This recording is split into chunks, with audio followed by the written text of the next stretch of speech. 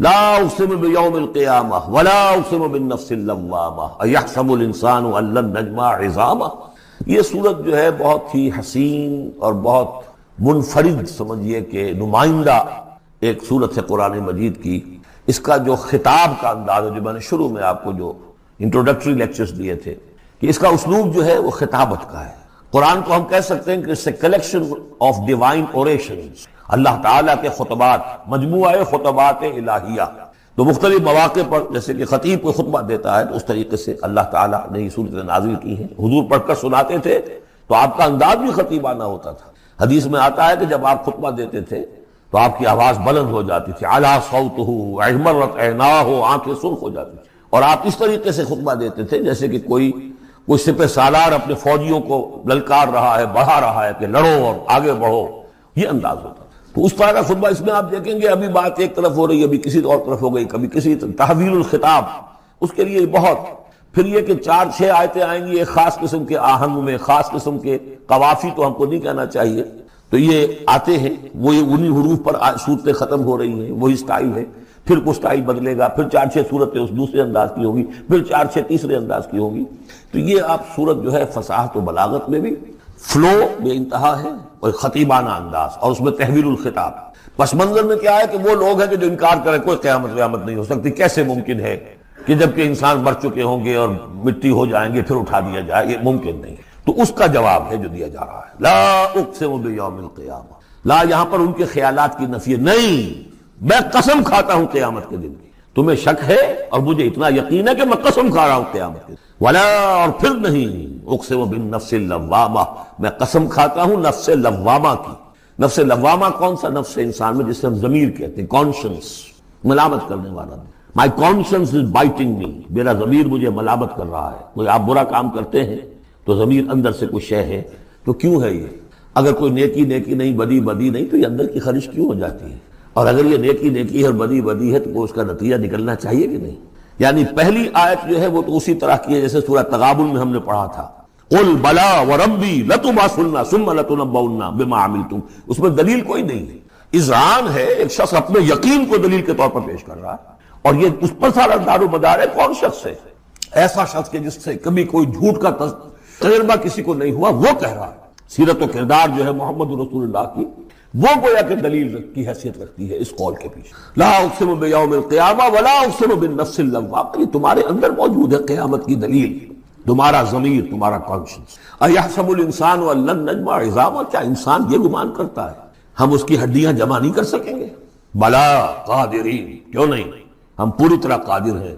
علی ان نسوی بنانا، یہاں کنہ محذوف سمجھنا چاہیے. بلا کنہ قادرین علی ان نسوی بنانا، بس کہ ہم اس کی ایک کوڑ کو برابر کر دیں. بل یرید الانسان لیفجر امامہ، اصل سبب جو ہے آخرت کے انکار کا وہ یہ ہے کہ انسان چاہتا ہے کہ فسق و فجور جس کا عادی ہو گیا اسے جاری رکھے. حرام خوری چھوڑنی نہیں، جس عیش کا خوگر ہو گیا ہوں اس کو چھوڑ نہیں سکتا. قیامت کو مانوں گا تو پھر دیکھنا پڑے گا کیا غلط ہے، کیا صحیح ہے، کیا جائز ہے، کیا ناجائز. اس لیے جیسے کہ بلی کو دیکھ کر کبوتر آنکھ بند کر لے، اب ظاہر بات ہے کہ وہ بلی تو نہیں ختم ہو جائے گی. در حقیقت یہ قیامت سے آنکھیں چراتے ہیں، آنکھیں بند کر رہے ہیں، اس لیے کہ انہیں پتا ہے کہ ہم نے کیا آگے بھیجا ہے اور آگے بھی کرنے کا وہی ارادہ ہے. بل یرید الانسان لیفجر امامہ یسأل ایان یوم القیامہ، پوچھتا ہے بڑے استہزائی انداز میں، اچھا جی کب ہوگا یہ قیامت کا دن؟ تو جواب بھی اسی انداز میں ہے، یوم ہم علی النار یفتنون کی طرح. فرمایا فاذا برق البصر، جب وہ قیامت آئے گی نگاہیں چدیا جائیں گی. خسف القمر، چاند بے نور ہو جائے گا، یا یہ کہ چاند دھس جائے گا سورج کے اندر. وجمع الشمس والقمر، اور سورج اور چاند یکجا کر دیے جائیں گے.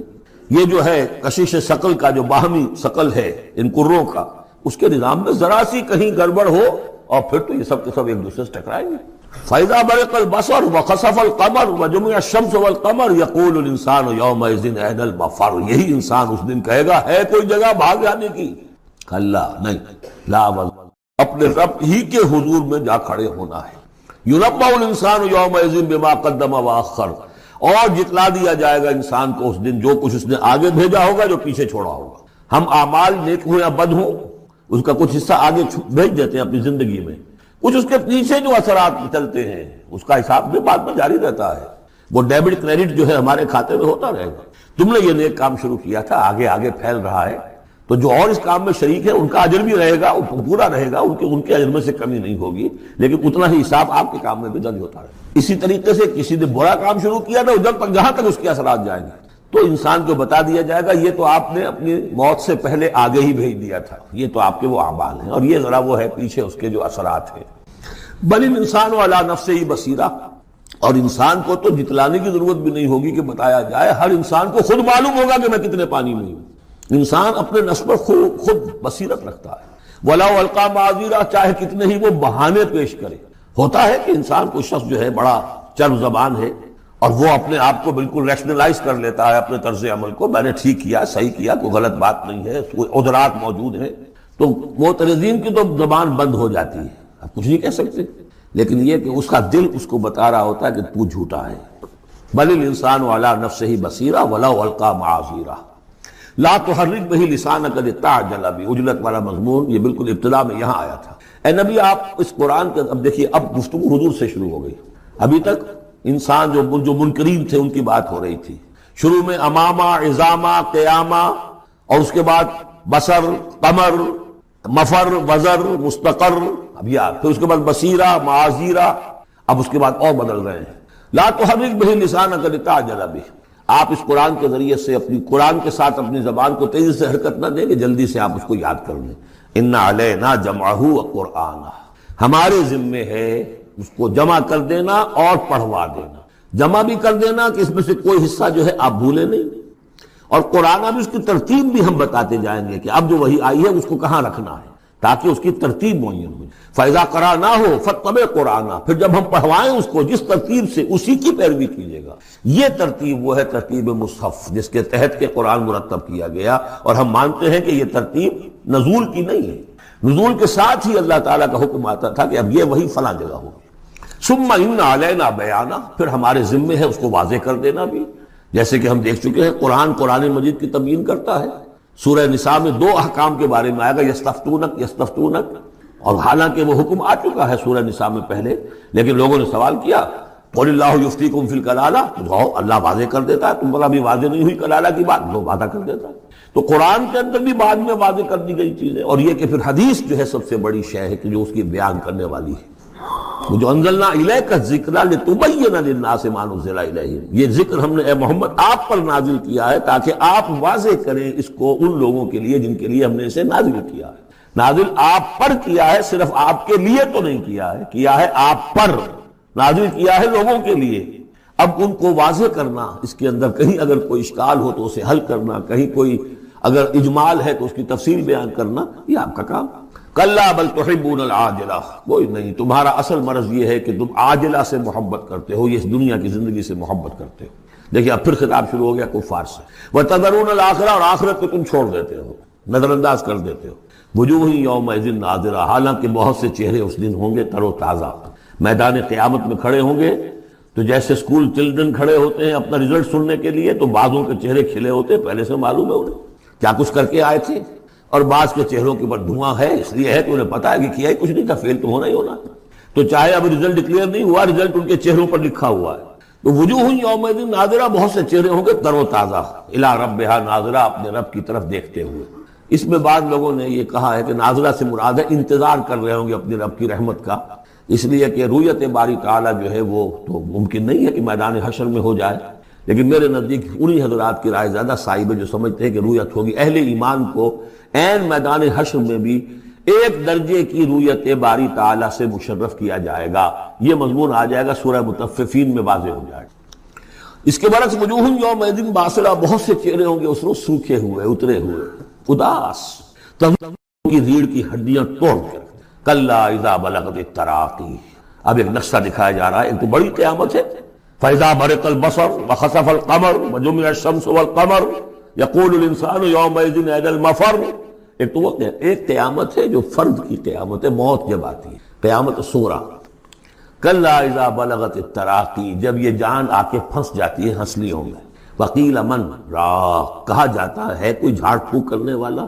بڑے بڑے ریشنلسٹ بھی اس مرحلے پر آ کر بابا ڈاکٹروں نے جواب دے دیا، حکیموں نے جواب دے دیا، چلو کوئی تعویذ گڈھا کچھ ہو کہیں سے، کوئی جھاڑ پھونک کوئی تو ہو، کسی طریقے سے ہو، تو آخری درجے میں وہ بھی انسان چیخ پکار کر لیتا ہے، قیل من راق، ہے کوئی جھاڑ پھونک نہ کرنے والا، وظن انہ الفراق، اور گمان ہو گیا اس کو کہ اب تو فراق ہے، جانا ہے، یہ گھر بھی چھوڑنا ہے جو بڑے چاؤ سے بنایا تھا، اور یہ آل اولاد کو بھی چھوڑ کر جانا ہے، والتفت الساق بالساق، اور وہ جو جان کندنی کا عالم ہوتا ہے تو پنڈلی سے لپٹ رہی ہے، جان نکلنی شروع ہوتی ہے جسم کے نچلے حصے، الی ربک یومئذ المساق، اس دن تو تمہیں اپنے رب ہی کی طرف دھکیلے جانا ہے۔ پھر بدل گئے قوافی، فلا صدق ولا صلی، تو نہ اس نے تصدیق کی نہ نماز پڑھی، ولکن کذب وتولی، بلکہ جھٹلا دیا اور پیٹھ موڑ لی۔ تصویر لفظی ہے جو نقشہ اس وقت ہوتا تھا۔ ثم ذهب الى اهله يتمطى، اور پھر چلا اپنے گھر والوں کے پاس اکڑتا ہوا جا رہا ہے، حضور کی بات کو تو نظر انداز کر دیا، امشو، چلو یہاں سے، وَاصْبِرُوا عَلَىٰ آلِهَتِكُمْ، صبر کرو، جا کے جمے رہو اپنے آلہہ پر۔ ذهب الى اهله يتمطى، اولى لك فاولى ثم اولى لك فاولى، افسوس ہے تجھ پر اور افسوس ہے تجھ پر اور پھر افسوس ہے تجھ پر اور پھر افسوس ہے۔ اَيَحْسَبُ الْإِنسَانُ أَن يُتْرَكَ سُدًى، کیا انسان یہ سمجھتا ہے کہ اسے یوں ہی چھوڑ دیا جائے گا؟ کوئی باس پوچھ نہیں، کوئی حساب کتاب نہیں، کوئی جواب طلبی نہیں، کوئی اجر نہیں، کوئی سزا نہیں، کوئی جزا نہیں۔ الم یکن نطفۃ من منی یمنی، کیا نہیں تھا وہ ایک گندے پانی کی بوند جو ٹپکائی گئی، ثم کان علقا، پھر وہ ایک جوک کے مانند تھا کہ جو رحم مادر کی دیوار کے ساتھ چمٹی ہوئی تھی، علقۃ فخلق فسوی، پھر اسی کو اس نے بنایا، اسی میں نقش و نگار بنا دیے، اسی میں آنکھیں آ گئیں، اسی میں کان آ گئے، اسی میں کیا کیا بنایا، فی ظلمات ثلاث، تین پردوں کے اندر، فجعل منہ الزوجین، اسی سے بنا دیے، کسی کو نر، کسی کو مادہ، کسی کو مؤنث، کسی کو مذکر۔ الیس ذلک بقادر علی ان یحیی الموتى، عقل کے اندھو یہ سوچو، وہ ہستی جو یہ سب کچھ کر رہی ہے وہ اس پر قادر نہیں ہوگی کہ مردہ کو زندہ کر دے؟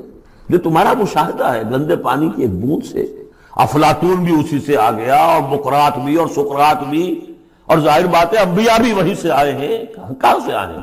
ایک ہی استثناء ہے نا حضرت عیسیٰ علیہ السلام کا، باقی تو سب کہاں سے آئے؟ وہیں سے آئے۔ سارے اولیاء اللہ کہاں سے آئے؟ وہیں سے آئے۔ گندے پانی کی بوند، اس سے کیا کچھ وہ بناتا ہے؟ تو تمہارا یہ خیال ہے کہ وہ مردہ کو زندہ نہیں کر سکے گا، اتنا عاجز ہو گیا۔ فعینا بالخلق الاول بل ہم بالخلق الجدید۔ اس کے بعد جیسا کہ یہ سوال ہے، بلا، کیوں نہیں؟ پروردگار یقیناً الیس ذلک بقادر بلا نشہد انک قادر علی ان تحیی الموتى، ہم اس پر گواہ ہیں۔ والموفون بعہدہم اذا عاہدوا، اور وہ لوگ کہ جو اپنے معاہدوں کو پورا کرنے والے ہوں جبکہ وہ عہد کر لیں، ایفاء عہد۔ اس کی کیا اہمیت ہے؟ ایک حدیث، حضور کے جو خادم خاص تھے حضرت انس بن مالک رضی اللہ تعالی عنہ، تقریباً 9 برس تک مدنی زندگی جو ہے اس میں وہ حضور کے ذاتی خادم کی حیثیت سے رہے، اور ان کا کہنا یہ ہے کہ قلما خطبنا رسول اللہ صلی اللہ علیہ وسلم الا قال لا ایمان لمن لا امانۃ له ولا دین لمن لا عہد له، کہتے ہیں شاذ ہی کبھی ایسا ہوا ہوگا کہ حضور نے ہمیں خطبہ ارشاد فرمایا ہو کسی بھی موقع پر، اور اس میں یہ الفاظ مبارکہ آپ نے نہ فرمائے ہو کہ اس شخص کا کوئی ایمان نہیں جس میں امانت داری کا وصف نہیں، اور اس شخص کا کوئی دین نہیں جس میں ایفاء عہد نہیں۔ کیوں؟ دین بھی نام ہے اللہ سے اپنے ایک عہد کو پورا کرنے کا۔ نماز کی ہر رکعت میں ہم کیا کہتے ہیں؟ ایاک نعبد و ایاک نستعین، پروردگار ہم صرف تیری ہی بندگی اور پرستش کرتے ہیں، اور صرف تیری ہی بندگی اور پرستش کرتے رہیں، اور اے پروردگار ہم صرف تجھ ہی سے مدد کے خواہاں ہیں اور تجھ ہی سے مدد چاہتے رہیں گے۔ یہ عہد ہے، بہت بڑا عہد ہے، بہت بڑا عہد ہے۔ اس عہد کو پورا کرنا ہی دین ہے، اللہ کی بندگی، اللہ کے احکام کی اطاعت، اللہ نے جن چیزوں کو حرام کیا ان سے اجتناب کرتے رہنا، اللہ کے فرائض کی ادائیگی، اللہ کے لیے تن من دھن لگا دینا، ایاک نعبد و ایاک نستعین۔ اب ظاہر بات ہے کہ جو شخص انسانوں کے ساتھ چھوٹے چھوٹے کیے ہوئے عہد پورے نہیں کرتا، وہ اتنا بڑا عہد اللہ کے ساتھ کیسے نبھا دے گا؟ جو 2 پیسے کے اندر امانت کا ثبوت نہیں دے سکتا، اس میں بھی خیانت کر گزرتا ہے، وہ 2 کروڑ میں کیسے امین ثابت ہوگا؟ لہذا لا دین لمن لا عہد لہ، لا ایمان لمن لا امانت لہ ولا دین لمن لا عہد لہ۔ جس شخص میں امانت داری کا وصف نہیں ہے اس کا کوئی ایمان نہیں، اور جس کے اندر ایفاء عہد کا مادہ نہیں ہے اس کا کوئی دین نہیں۔ اب خاص طور پر اس نیکی کی بحث میں جس ربط اور ترتیب کے ساتھ یہ بات آ رہی ہے اس کو سمجھیے۔ در حقیقت یہ معاملات جو ہیں انسان کے، بین الانسانی معاملات، یہ در حقیقت اس کا تذکرہ ہے، اس لیے کہ اب تک جو معاملے آئے، ایک خدمت خلق اور انسانی ہمدردی کا جذبہ، پھر نماز کا قیام، زکوٰۃ کی ادائیگی، اب جو یہاں آ رہا ہے یہ معاملات ہیں بین الانسانی معاملات۔ معاملہ کہتے ہیں جو دو افراد کے مابین کوئی بات ہو رہی ہو، عمل سے معاملہ، جوہد سے مجاہدہ، قتل سے مقاتلہ۔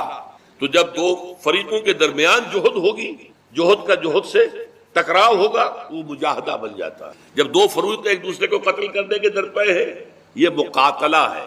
معاملہ جب دو انسان یا دو فریق یا دو گروہ یا دو کمپنیاں، یہ کمپنیاں جو ہیں وہ بھی آپ کو معلوم ہے لیگل پرسنز شمار ہوتے ہیں، ان کے مابین کوئی معاملہ ہو رہا ہے، کوئی معاملہ طے کر رہے ہیں، ان معاملات کے اندر سٹریم لائننگ کرنے والی ایک شے ہے، اگر وہ ہو جائے سارے معاملات درست ہو جائیں گے۔ اب آپ کو معلوم ہے ایفاء عہد کا جذبہ پیدا ہو جائے۔ دیکھیے معاملات کی میں آپ سے وضاحت کروں، ایک شخص امپلائر ہے، ایک امپلائی ہے، ان کے درمیان ایک کانٹریکٹ ہے، یہ ریمونریشنز ملیں گی، یہ مراعات، یہ مفادات، یہ تنخواہ، یہ کام تمہیں کرنے ہیں۔ اب اگر ایک شخص پوری تندہی کے ساتھ وہ کام نہیں کرتا تو وہ حرام خوری کر رہا ہے، ایفاء عہد نہیں کر رہا۔ ایفاء عہد کا تقاضا یہ ہوگا کہ کوئی سپروائز کرنے والا ہے یا نہیں ہے، کوئی دیکھنے والا ہے یا نہیں ہے، وہ اپنے معاہدے کے اندر بندھے ہونے کی بنیاد پر کام کرے اور حتی الامکان اپنی جو بہترین صلاحیتیں ہیں وہ۔ اسی طرح چھوٹا سا معاملہ ہے، آپ نے ایک شخص کو مزدور کے طور پر رکھا ہے، شام کو 100 روپے آپ نے دینے ہیں، یہ ایک معاہدہ ہے، طے ہو گیا۔ اب یہ مزدور اگر کام چور ہے کہ اگر تو کوئی دیکھنے والا ہے تو کام کر رہا ہے اور اگر کوئی دیکھ نہیں رہا تو بیٹھ گیا، تو یہ بے ایمانی کر رہا ہے، یہ وعدہ خلافی کر رہا ہے۔ اسے اپنے اس وقت کے اندر اپنی پوری توانائی، پوری توجہ کے ساتھ، اس لیے نہیں کہ کوئی مجھے دیکھنے والا ہے، بلکہ اس لیے کہ میں تو اپنے عہد کا پابند ہوں، میں نے معاہدہ کیا۔ یہ میں نے سب سے چھوٹی مثالیں دے دی، اس سے اوپر آئیے۔ شادی کیا ہے؟ سوشل میرج، یہ سوشل کانٹریکٹ ہے۔ میرج کیا ہے؟ ایک مرد ایک عورت، اس کے درمیان معاہدہ ہے، ساری عمر کا نباہ کرنا ہے، بیوی کے یہ فرائض ہیں جو اسے ادا کرنے، شوہر کی یہ ذمہ داری ہے، اس کے نان نفقے کا وہ ذمہ دار ہے، اس کے لیے سکنا فراہم کرنا اس کے ذمے ہے، اس کے لیے رہائش کا بندوبست کرنا اس کے ذمے ہے، نان نفقہ اس کے ذمے ہے، بیوی کے یہ فرائض ہیں جو اسے ادا کرنے۔ اب یہ در حقیقت ایک سوشل کانٹریکٹ ہے۔ اگر کوئی بھی اس کے اندر خیانت کا ارتکاب کر رہا ہے تو اس نے اپنے عہد کی خلاف ورزی کی۔ اسی طرح دیکھیے بہت سے معاہدے ہوتے ہیں جو ریٹن نہیں ہوتے، طے شدہ نہیں ہوتے۔ اولاد اور والدین میں بھی ایک معاہدہ ہوتا ہے، امپلائڈ ہے وہ کیا معاہدہ ہے؟ والدین اپنی جوانی میں اپنے آپ کو انویسٹ کرتے ہیں اپنی اولاد میں، ان کی تعلیم ہے، ان کی تربیت ہے، ان کو کھلانا ہے، ان کو پلانا ہے، ان کے لیے کپڑے کا بندوبست ہے، وہ اپنی ساری توانائیاں جو ہے لگا رہے ہیں ان کو پالنے پوسنے میں۔ اور اس کے اندر امپلائڈ کانٹریکٹ ہے کہ جب یہ بوڑھے ہو جائیں گے اور وہ جوان ہو جائیں گے تو اب ان کو لک آفٹر کریں گے، ان کی خدمت کریں گے، ان کی سیوا کریں گے، ان کے ساتھ حسن سلوک کے ساتھ پیش آئیں گے۔ یہ کانٹریکٹ ہے، چاہے یہ لکھا ہوا نہ ہو، امپلائڈ کانٹریکٹ ہے۔ بہرحال پوری انسانی زندگی کا اگر آپ تجزیہ کریں گے تو معاہدات کے گرد اگر ایک وصف پیدا ہو جائے، ایک وصف ایفاء عہد، حضور نے فرمایا بندہ مومن کا وعدہ کر لینا عدت المومن کا اخذ الکف، بندہ مومن کا کسی سے کوئی وعدہ کر لینا ایسے ہے جیسے اس کا ہاتھ جو ہے اس کے ہاتھ میں آ گیا ہے، جیسے آپ نے کسی کا ہاتھ پکڑا ہوا کہاں جائے گا، لہذا وہ تو بند گیا، اس نے وعدہ کیا وہ بند گیا۔ اور یہ ایک واقعہ آتا ہے حضور کا، اور یہ بھی آغاز وحی سے قبل کا واقعہ۔ آپ کی زندگی میں امانت اور دیانت جس کی بنا پر الصادق الامین کے خطابات آپ کو ملے تھے اپنے معاشرے سے، آپ کاروباری آدمی تھے نا، تجارت کرتے تھے۔ ایک شخص سے کوئی بات ہو رہی تھی معاملے کی، کسی سودے کی، اس نے کہا کہ ذرا آئے محمد آپ انتظار کیجئے میرا یہاں پر، میں ابھی آتا ہوں۔ وہ جا کر اپنے کاموں میں ایسا مصروف ہو گیا بھول گیا۔ حدیث میں ثلاثہ کا لفظ آیا، 3 کے بعد یاد آیا اسے، اور عام شارحین کا یہ کہنا ہے 3 دن کے بعد۔ وہ بھولا رہا، اچانک یاد آیا، میں نے تو وعدہ کیا تھا محمد سے صلی اللہ علیہ وسلم کہ آپ یہاں میرا ذرا انتظار کیجئے میں ابھی آتا ہوں۔ وہ اسی طریقے سے گھبرایا ہوا گیا تو حضور وہیں تشریف فرماتے ہیں۔ 3 دن اس نے معذرت پیش کی، کہا میں بھول گیا، تو حضور نے فرمایا میں تو اپنے عہد کا بندھا ہوا تھا، میں نے تم سے وعدہ کیا تھا کہ میں یہاں تمہارا انتظار کروں گا، میں کر رہا ہوں۔ تو یہ ہے اصل میں، اور جیسا کہ قرآن مجید میں اسی سورہ بنی اسرائیل میں آیا ہے ان العہد کان مسئولا، یہ عہد جو ہے اس کی تو اللہ تعالیٰ کیا مسئولیت ہے، جواب دہی ہوگی۔ پوچھ گچھ ہوگی. تو یہ ہے معاملات انسانی میں نیکی کا وہ جذبہ جو ہے وہ خاص طور پر جو ظاہر ہوگا وہ ایفاء عہد کے حوالے سے تمام معاملات بین الانسانی تعلقات اور تمام معاملات کے اندر سٹریم لائننگ کرتے ہیں.